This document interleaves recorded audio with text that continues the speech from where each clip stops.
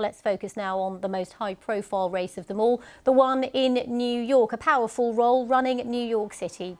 Well, Zohran Mamdani's campaign was built on improving affordability for people living in the city. President Trump accused him of being a communist. Well, Mr. Mamdani defeated the former governor of the state, the Democrat Andrew Cuomo, who ran as an independent. He, in the end, had the backing of Mr. Trump. Well, Zohran Mamdani described his victory as a win for working people. Let's have a listen. For as long as we can remember, the working people of New York have been told by the wealthy and the well-connected that power does not belong in their hands. Fingers bruised from lifting boxes on the warehouse floor, palms calloused from delivery bike handlebars, knuckles scarred with kitchen burns. These are not hands that have been allowed to hold power. And yet, over the last 12 months, you have dared to reach for something greater. Tonight, against all odds, we have grasped it. Zohran Mamdani there speaking in a victory speech. Well, our North America correspondent Neda Tawfiq was at that event and she sent us this update. I mean, he went from a long shot candidate with very little name recognition to, as you say, a national figure. And so everyone has looked at how exactly he was able to do that and what that means for other Democrats who want to be able to elicit this similar amount of energy and excitement as they enter the next year when midterm elections will begin against President Donald Trump.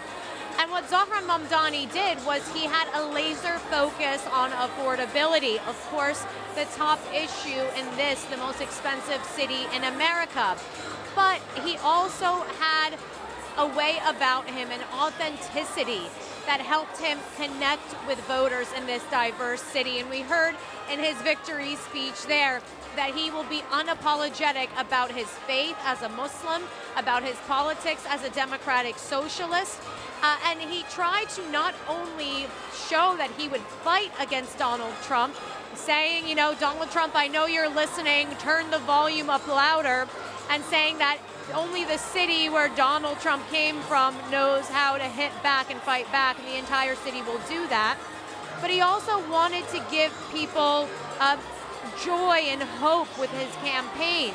And so he did that as well through this speech, promising change, promising a new era of leadership in governments where excellence will be the norm. Now, the key challenge for him at this juncture is to show he's just as equipped to govern. At 34 years old, people worried about his inexperience, some of his critics, and whether he can get an agenda that has to be funded through state lawmakers in New York, not just city lawmakers. So all of those are challenges on the table for him. Of course, President Donald Trump has also said that he will cut federal funding, calling Mamdani a communist. So all those challenges are on the table, but tonight, as you can see, a very joyous mood here, and his supporters really feel that they were able to do something politically that was unthinkable. That's Neda Tawfiq there. Well, let's have a look at the race for governor in the state of Virginia, a key state as well. Well, the Democratic candidate Abigail Spanberger becomes the first female governor of that state. She won with 57.5% of the vote, more than 15% ahead of the Republican candidate Winsome Earl Sears, who had 42.3%. Well, let's have a listen to what she had to say in her acceptance speech. We sent a message to the whole world that in 2025, Virginia chose pragmatism over partisanship. We chose our Commonwealth over chaos. Well, let's have a look at another race as well. The state of New Jersey, another election which was fought on the topic of the cost of living. Well, there, the Democratic candidate Nikki Sherrill won. She got 56.2% of the vote. That's 13% more than her rival Republican candidate Jack Ciattarelli, who got 43.2%. Well, this is what she told supporters. I've fought for you. I've spoken with thousands of you over this last year. I know your struggles. I know your hopes. I know your dreams. So serving you is worth any tough fight I have to take on, and I am incredibly honored to be your next governor. Well, President Trump has reacted to the Democratic successes across America. He cited unnamed pollsters saying that the Democrats won because he wasn't on the ballot and because of the ongoing American government shutdown. Well, here, the Mayor of London, Sir Sadiq Khan, congratulated Zohran Mamdani on his victory. He said New Yorkers faced a clear choice between hope and fear. And just like we've seen in London, hope won. Well, lots to discuss, and I'm joined in the studio by Dr. Thomas Giff. He's the director of the Centre on US Politics at University College here in London. Welcome to the studio. There's lots to talk about here, really, and I think the bigger picture is that these were the first major elections since President Trump returned to office. And if we look at them broadly, it looks like voters are saying they don't necessarily support Republicans in these particular places. I'm going to start with Virginia, actually, and we'll go to New York in a minute, because to me, that is perhaps one of the most consequential, because it is a state that Republicans often do well in. They held the governorship before the election on Tuesday night. What's your take on it? Well, I think you're absolutely right that Virginia is important. It was governed by Glenn Youngkin, who was often referred to as Trump in khakis. Abigail Spanberger won this time. She did so largely by pivoting toward the center. She really said that Democrats had, by and large, pivoted far too far to the left. And so I think her victory was important. You talk about her saying that Democrats have pivoted too far to the left. Well, that brings us neatly on to New York, where you have a Democratic socialist, young candidate as well, who used social media a lot, Zohran Mamdani, who swept the board there.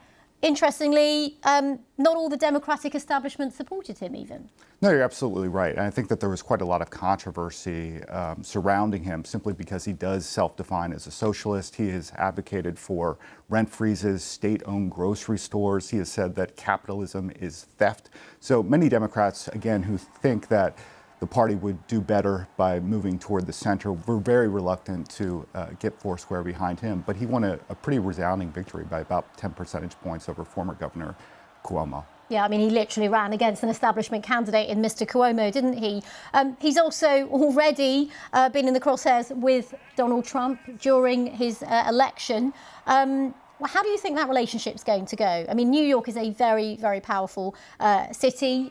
Being the mayor of New York's a real platform, isn't it? It's a big political job. Absolutely. It's a huge political job, 10 million voters approximately. I think there's going to be no love lost, though, between Donald Trump and Mamdani, simply because Donald Trump refuses, in many cases, to work with governors, other leading officials who have been critical of him. Certainly no one's been more critical of him than Mamdani. How do you read this more broadly, though? Because we know any elections, whether it's midterms or these elections that have happened just a year into his presidency, anywhere around the world, often you see someone who's in power as a protest vote. The protest vote could be applied to this, or do you think it's something deeper about how people might feel about the way the presidency is going? Well, I think a few things. First of all, this certainly was a direct rebuke of Donald Trump. Really, what Democrats wanted to do was make this a referendum on the presidency. I think they did that to a large extent. About a third of the ad buys in New Jersey and Virginia commented on Trump.